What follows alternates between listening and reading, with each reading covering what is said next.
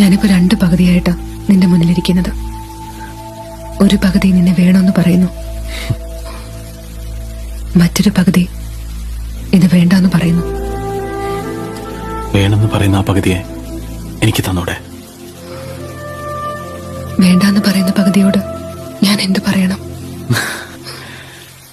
പാത്രം കഴുകാനും മുറി തൂക്കാനും പൊടി തുടയ്ക്കാനും പണിയെടുക്കാനും നീയില്ലേ മറ്റൊരാൾ എന്തിനാന്ന് ചോദിക്കുന്നത്. വീട്ടിലേക്ക് പോകാനും പ്രോഗ്രസ് ഒപ്പിടാനും നീ തന്നെയാ നല്ലത് എന്ന് പട്ടം ചാർത്തി തരുന്ന, ഒടുവിൽ ഒരു ദിവസത്തെ നിന്റെ മുഴുവൻ അധ്വാനത്തിന്റെയും ഗന്ധത്തിനെ നാറുന്നു എന്ന ഒറ്റ വാക്കിൽ വില പറഞ്ഞ് മാറിക്കിടക്കുന്ന ആ പകുതിയോട് പോവാൻ പറഞ്ഞോടെ? ആ പകുതിയാണ് എന്റെ ജീവിതം.